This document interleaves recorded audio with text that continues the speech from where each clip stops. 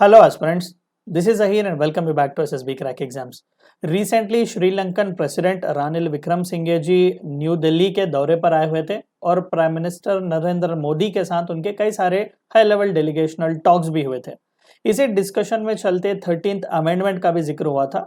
तो आज के इस वीडियो में हम जानने की कोशिश करेंगे कि 13th अमेंडमेंट क्या है, श्रीलंका के लिए कितना सिग्निफिकेंस है और प्राइम मिनिस्टर मोदी जी ने इसका जिक्र क्यों छेड़ा हुआ था, इन सभी के बारे में आज के इस वीडियो में डिस्कस करेंगे। तो आइए वीडियो को शुरू करते हैं। तो रिसेंटली न्यूज चैनल में छाया हुआ था कि श्रीलंकन प्रेसिडेंट रानिल विक्रमसिंघे जी ने, जो कि श्रीलंका को वापस गए हुए हैं, वहां पर उन्होंने एक ऑल पार्टी मीटिंग बुलवाई हुई थी ताकि वो तमिलियंस के इशू के बारे में डिस्कस कर सके कि किस तरीके से तमिलियंस का रिकंसिलिएशन और वेलफेयर हो सकता है।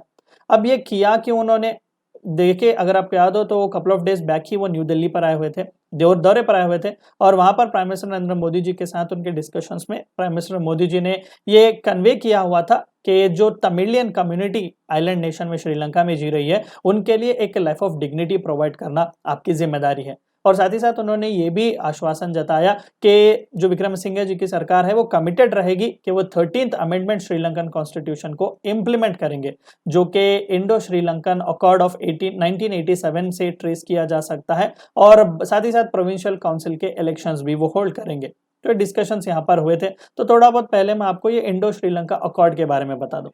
देखिए ये वो टाइम फ्रेम था जब श्रीलंका में सिविल वॉर छाया हुआ था। तमिलियंस और वहां के सिन्हालीस कम्युनिटी के बीच बिटर सिविल वॉर चल रहा था। तो उसी के चलते 29 जुलाई 1987 में कोलंबो श्रीलंका में Indian prime minister Rajiv Gandhi ji और उस वक्त श्रीलंका के प्रेसिडेंट JR जयवर्धने जी के बीच ये अकॉर्ड साइन किया जा चुका हुआ था।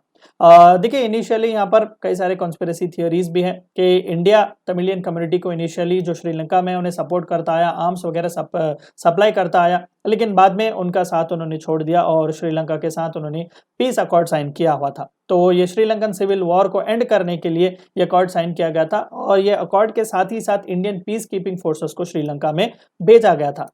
पर्पस यही था कि इंडियन पीस कीपिंग फोर्स जो श्रीलंका गया हुआ था वो LTTE के कार्डर्स के साथ सुलह करवाएगा, लेकिन यहाँ पर क्वाइट ऑपोजिट हुआ और बाद में हमें पता, हम सभी को भी पता है कि किस तरीके से LTTE वालों ने राजीव गांधी जी की असैसिनेशन की हुई थी। तो दरअसल इसी अकॉर्ड का एक आउटकम आप कह सकते हैं 13th अमेंडमेंट, जो कि राजीव गांधी जी और JR जयवर्धने जी के बीच साइन किया जा चुका हुआ था। और मेन पर्पस यही था कि जो कन्फ्लिक्ट है श्रीलंका के तमिलियंस और सिन्हलीस के बीच, उसे एंड किया जाए।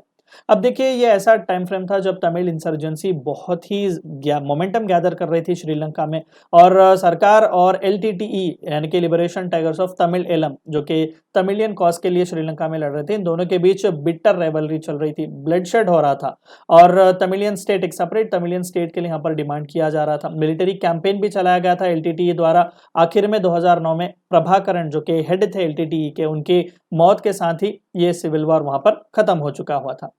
देखिए श्रीलंका को जब से इंडिपेंडेंस मिला ब्रिटिश वालों के हाथों 1948, तब से लेकर आज तक भी तमिलियंस वहां पर पॉलिटिकल ऑटोनॉमी के लिए डिमांड करते आए हैं।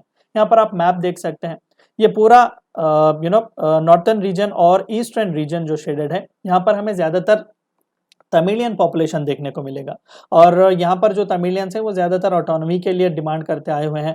अब एक बात हमें ये याद रखनी है कि श्रीलंका में ज्यादातर पावर्स जो है वो सेंटर के हाथ में ही है, यानी कि यूनिटरी काइंड ऑफ एक पॉलिटिकल सिस्टम वहां पर चलता है। तो प्रोविंसेस को बहुत ही कम वहां पर अधिकार दिए जा चुके हुए हैं। तो 13th अमेंडमेंट क्या प्रोवाइड करता है? 13th अमेंडमेंट एक ऐसा प्रोविजन प्रोवाइड करता है जहां पर प्रोविंशियल काउंसिल सिस्टम्स की बात की गई और डेवोल्यूशन ऑफ पावर यानी कि डिसेंट्रलाइजेशन की भी यहाँ पर बात की जा चुकी हुई थी। Land, police, education, health, agriculture, housing and finance को 9 प्रोविंसेस के हाथ में देंगे, इंक्लूडिंग सिन्हालीस मेजोरिटी। ऐसा नहीं कि सिर्फ तमिलियंस को देंगे, 9 मेजर प्रोविंसेस हैं श्रीलंका के, आप यहाँ पर आप देख सकते हैं। तो उन सभी के हाथों ये सभी पावर्स को डिवॉल्व करने का डिसीजन लिया गया था। अलॉन्ग विद दैट अब जो कि तमिलियन पॉपुलेशन, डोमिनेटेड पॉपुलेशन वालों को भी ऑटोनॉमी मिल जाएगी, तो ये बहुत ही अच्छी बात की जा चुकी हुई थी यहाँ पर, लेकिन फुल्ली इसे इंप्लीमेंट नहीं किया जा चुका हुआ था सक्सेसिव श्रीलंकन गवर्नमेंट द्वारा। 13th अमेंडमेंट में ये भी बात की गई कि तमिल को ऑफिशियल लैंग्वेज बनाएंगे, इंग्लिश को एक लिंक लैंग्वेज की तरह यहाँ पर इस्तेमाल किया जाएगा। इनिशियली नॉर्थर्न और ईस्टर्न प्रोविंस, यहाँ पर आप देख सकते हैं, ये दोनों प्रोविंस में तमिलियन मेजोरिटी बहुत ही ज्यादा हमें देखने को मिलेगी। तो इन दोनों को पहले मर्ज किया जा चुका हुआ था और एक नॉर्थ ईस्टर्न प्रोविंशियल काउंसिल भी बनाई जा चुकी हुई थी, लेकिन 2007 में वहां के श्रीलंका के सुप्रीम कोर्ट के वर्डिक्ट के बाद इन्हें फिर से डीमर्ज किया गया। सो बिकॉज ऑफ दैट वहाँ के तमिलियंस बहुत ही आक्रोश में है और 13th अमेंडमेंट जो है वो स्ट्रिक्टली अपोज किया जा चुका हुआ है मेजॉरिटी सिन्हालीज के हाथों और सिन्हाला नेशनलिस्ट पार्टीज के हाथों।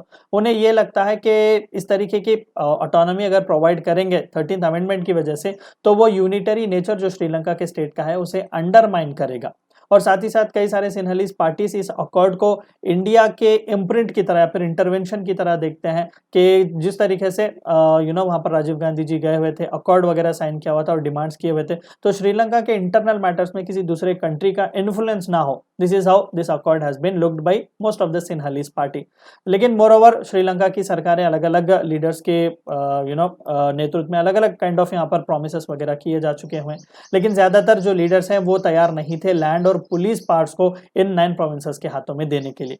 कई सारे सिन्हालीज पॉलिटिकल पार्टीज ने ओपनली इस 13th अमेंडमेंट को स्क्रैप करने के लिए डिमांड भी किया हुआ है, लेकिन on the other hand Tamilians जो नॉर्थन और ईस्टर्न रीजन में रह रहे हैं उन्हें हमेशा से ये आशंका रही है कि कब हमें ज़्यादातर पावर जो है वो दिया जाएगा, क्योंकि एनफ पावर्स हमारे हाथों नहीं दिए गए, प्रोविंशियल ऑटोनॉमी हमें नहीं दिया गया और जो प्रोविंशियल काउंसिल्स आप बनाने की कोशिश कर रहे हैं उसे मीनिंगफुल कब बनाया जाएगा। तो ये थी चंद बातें आपको इस वीडियो में जाननी थी। वीडियो को एंड करने से पहले आप सभी को एक और बार याद दिला दूं कि एसएसबी क्रैक एग्जाम्स के पास एसएसबी इंटरव्यू से related full fledge online course available है। हर महीने इसके नए बैचेस स्टार्ट होते हैं। अपने फ्रेंड्स के साथ भी इन्फॉर्मेशन शेयर कीजिएगा। Apart from that we also provide you courses like NDA, CDS, AFCAT and warrior. 10 is a code which you should use so that you get 10% discount. Meet you next time. Until then, stay healthy, stay safe.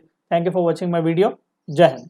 अगर आप एक defence aspirant हैं और SSB interview, NDA, CDS, AFCAT जैसे exams के लिए prepare कर रहे हैं तो आप एसएसबी क्रैक एग्जाम्स के कोर्स को चेक करना ना भूलें। आप हमारी लर्निंग एप्लीकेशन को गूगल प्ले स्टोर से भी डाउनलोड कर सकते हैं।